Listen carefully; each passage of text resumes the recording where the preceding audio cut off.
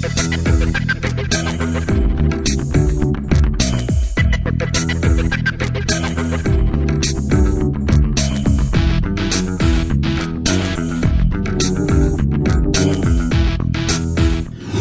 பார்த்துருப்பீங்க அவங்க என்ன பண்ணுறாங்க அவங்க எல்லாருக்கும் தெரியும். பட் பர்சனலி ஐ ஃபீல் அவங்க ரொம்ப நல்லவங்க. ரீசன் எல்லாமே கொஞ்சம் அடிப்பாரு திட்டுவாரு.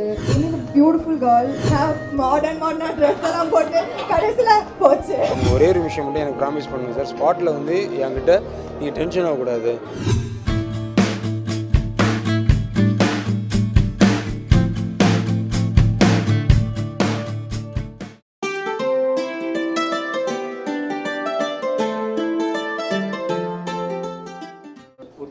எல்லாமே ஸ்பெஷல். அவங்க வந்து நடிப்பாக இருக்கட்டும், லுக்ஸ் அது வேண்டாம், நடிப்பாக இருக்கட்டும், லுக்ஸாக இருக்கட்டும், அவங்க வந்து she's a style icon. Actually எனக்கு ரொம்ப பிடிச்சது வந்து சமந்தா வந்து ரொம்ப ஹார்ட் ஒர்க்கிங் ஆக்டர் அண்ட் ரொம்ப ரொம்ப committed, one of my best friends. But என்னென்னா அவங்க வந்து நீங்கள் சினிமாவில் பார்த்துருப்பீங்க அவங்க என்ன பண்ணுறாங்க அவங்க எல்லாருக்கும் தெரியும். பட் பர்சனலி ஐ ஃபீல் அவங்க ரொம்ப நல்லவங்க. அவங்க வந்து செய்கிற சில விஷயங்கள்லாம் வெளியில் யாருக்கும் தெரியாது. அந்த அளவுக்கு நானே ரொம்ப நம்மலாம் பண்ணுறோம், ஏதோ சின்னதாக சொசைட்டிக்கு பண்ணுறோம். பட் சமந்தா சில விஷயங்கள் பண்ணுறது வந்து கேட்டும் போது எனக்கு ரொம்ப பிரமிப்பாக இருந்துச்சு.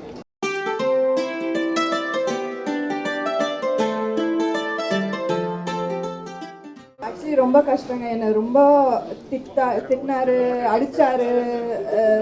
ஆக்சுவலி ரொம்ப கொடுமையாக இருந்தது இந்த படம். லைக் நேபாளிலேருந்து வந்த பிறகு ஃபுல் ஸ்கார்ஸ்லாம் இருந்தது. அவர் கொஞ்சம் சேடிஸ்டுங்க. ஆக்சுவலி ரீசன் எல்லாமே கொஞ்சம் அடிப்பார் திட்டுவார். கஷ்டம்தான் actually.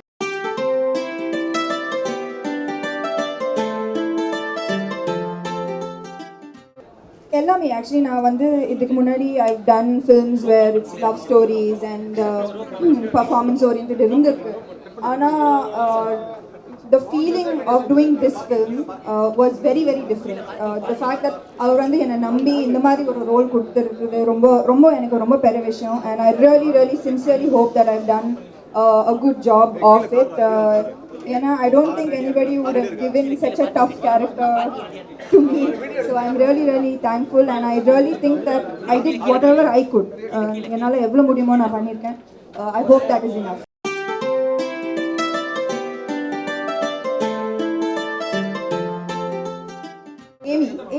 Amy is a beautiful girl. She's a very hard-working girl, and I think I've already tweet kuda pannirken avangala patti.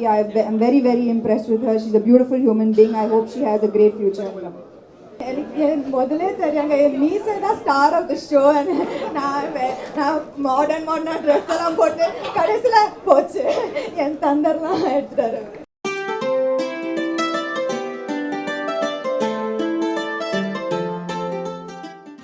இல்லை அதுக்கான செலவு தான் பண்ணிப்போம். 9 மினிட்ஸ்னால் டபுள் த செலவு ஆகும் தானே. ஒரு 4 மினிட்ஸ் சாங் எடுக்கிறதுக்காக விட டபுள் செலவு ஆகும்ல. அதனால் அப்படி சொல்லியிருப்பாங்கன்னு நினைக்கிறேன். செட்டு வந்து அது கதைப்படி ஒரு ஆந்திராவில் நடக்கிற ஒரு சாங். ஸோ அதனால தான் வந்து ஆக்சுவலாக வென் ஃபார் சார்மி. ஜாகிரபிக்கலாக இந்த படத்தில் வந்து ஒவ்வொரு ரீஜனுக்கும் அந்தந்த ரீஜனுக்கான ஆர்டிஸ்ட் நடிக்க வச்சுருக்கோம். கதை வந்து ஆந்திராவுக்கு போகும்போது ஆந்திராவில் இருக்க ஆர்டிஸ்ட், பாம்பேக்கு போகும்போது அங்கே இருக்கிறவங்க, அந்த மாதிரி. ஸோ அதனால் சார்மியை போடுவோம். அந்த சாங் ஷூட் பண்ணது வந்து சென்னையில். ஸோ கொஞ்சம் ஆந்திராவை மேட்ச் பண்ணி சில விஷயங்கள் பண்ண வேண்டியிருந்தது. அதுக்காக செட் போட்டோம்.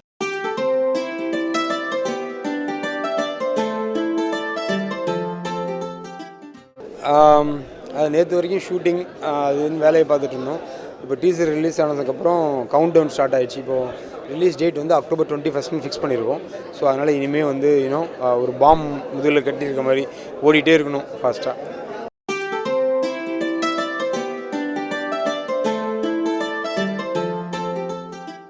ஆக்சுவலாக இந்த படம் ஆரம்பிக்கும் போது நான் பயந்த விஷயம் அதான். விக்ரம் சார்ட்ட நான் சொல்லும்போது கூட, சார் கதெல்லாம் நான் சொல்லிட்டேன், உங்களுக்கு பிடிச்சிருச்சு, ஓகே, நீங்கள் ஒரே ஒரு விஷயம் மட்டும் எனக்கு ப்ராமிஸ் பண்ணுங்கள் சார், ஸ்பாட்டில் வந்து என்கிட்ட நீங்கள் டென்ஷன் ஆகக்கூடாது. நான் இதுக்கு ஒன்று டென்ஷன் ஆகணும். இல்லை சார், நான் வந்து எனக்கு I am not sure that I can handle stars R not. ஏன்னா நான் இது வரைக்கும் எல்லாமே கேமராமேனாக இருக்கும்போதும் சரி, இதுவும் சரி, நான் வந்து என்னோடய கம்ஃபர்ட் லெவலுக்கு இருக்கிறவங்கள வச்சு நான் வேலை வாங்கிட்டேன். ஸோ நான் சொன்னால் அவங்க எல்லாமே கேட்பாங்க, அந்த மாதிரி போயிட்டுருக்கோம். இப்போ நீங்களும் சரி, சம்மந்தம் சரி, ஸ்டார் மேபி நான் ஏதாவது ஹார்ஷாக ஏதாவது சொல்லிடக்கூடாது சார். நான் அப்படி சொல்லிட்டேன்னு நீங்கள் என்ன ஜஸ்ட் என் ஃபேஸ்லேயே சொல்லுங்கள், டேய் this is not the way to convey அப்படின்னு சொல்லிவிடுங்க சார், எனக்கு அதுதான் பயமாக இருக்குது அப்படின்னா. ஆனால் ஸ்பாட்லலாம் அப்படிலாம் ஒன்றுமே நடக்கல. அவர் ஏதோ கோலி சோடாவில் நடித்த பசங்களை விடையும் சின்ன ஆர்டிஸ்ட் மாதிரி அவ்வளோ பொலைட்டாக இப்படி பண்ணலாமா அப்படி பண்ணலாமா, ஸோ நைஸ் மில்டன். எனக்கு வந்து கடைசியில் இதுக்கு போய் இவ்வளோ பயந்து நம்ம வந்து அவர்கிட்ட பேசிட்டுமோன்ற மாதிரி ஆயிடுச்சு. அவ்வளோ கம்ஃபர்ட்டாக இருந்துச்சு.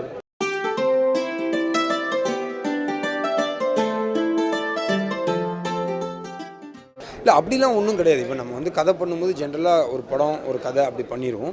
அதுக்கப்புறம் அதுக்கு வந்து ஆர்டிஸ்ட் கிடைக்கும் போது அவங்களே நம்ம ஃபிக்ஸ் பண்ணி வச்சுருக்க கேரக்டருக்கு எப்படி மோல்ட் பண்ணுறேன்னு பார்ப்போம். ஆக்சுவலாக சமந்தா மைண்டில் வச்சுலாம் இந்த படம் பண்ணல. இன்ஃபேக்ட் சமந்தா இந்த படத்துக்கு போடும்போது ஒரு 2-3 பேர் மில்டன் உன் கதை எனக்கு தெரியும், சமந்தா வந்து இந்த கேரக்டருக்கு ஃபிட்டாக வாங்கலான்னு பார்த்துக்குங்கன்னு சொன்னாங்க.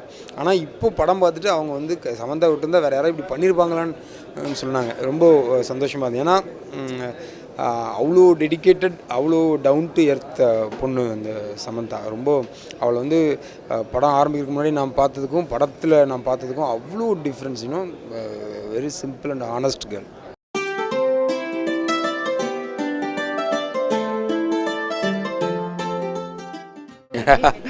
இல்லை அது சும்மா ஜோக். இன்னும் ஒரு படத்துக்கு வந்து ஜென்ரலாக ஹீரோயின் வந்து 30 days தான் தேவைப்படும். இந்த படம் வந்து மோர் தென் 70 days கொடுத்துருக்காங்க அவங்க.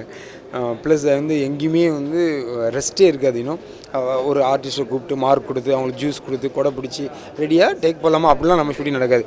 கேமரா ஓடிக்கிட்டே இருக்கும். அங்கே பாருங்கள் அங்கே பாருங்கள் அங்கே ஓடுங்க கீழே விழுங்க அப்படிலாம் இப்படிலாம். ஸோ அவங்களுக்கு ஒன்றும் புரியல ஃபஸ்ட்டு 2-3 நாளைக்கு. But she is happy now.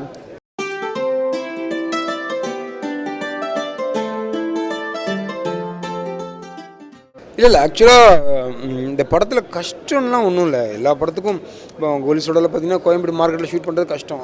But அதெல்லாம் இன்னும் பார்ட் ஆஃப் த கேம். அந்த மாதிரி இந்த படத்தில் வந்து நிறைய லேண்ட்ஸ்கேப், நிறைய ஜேர்னி, நிறைய ட்ராவல் இருந்துச்சு. ஸோ அது வந்து கொஞ்சம் டயர்டிங் ப்ராசஸ் தான்.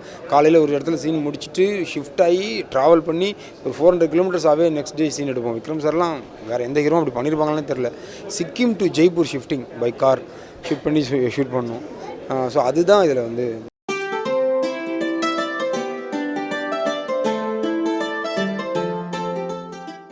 லொக்கேஷன்ஸ் வந்து ஃப்ரம் சென்னை டு உத்தரகாண்ட் எந்த இடமே நாங்கள் விட்டு வைக்கல.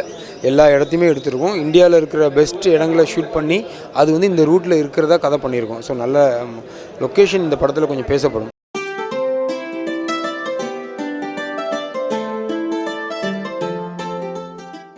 ஒரு ட்ராவலை பேஸ் பண்ண கதைங்கிறதுனால படம் வந்து ஒவ்வொரு இடத்துக்கும் மூவ் ஆகும்போது, கதையாக மூவ் ஆகும்போது கேரக்டர்ஸும் அங்கே இருக்கிறவங்கள போட்டால் தான் கரெக்டாக இருக்கும். ஏன்னா இப்போ இங்கே இருக்கிற சென்னையில் இருக்க ஒரு ஆளை வந்து வேஷத்தை மாற்றி ஹிந்தி பேச வச்சா ஒரு சின்ன ஃபேக்னஸ் வரும்.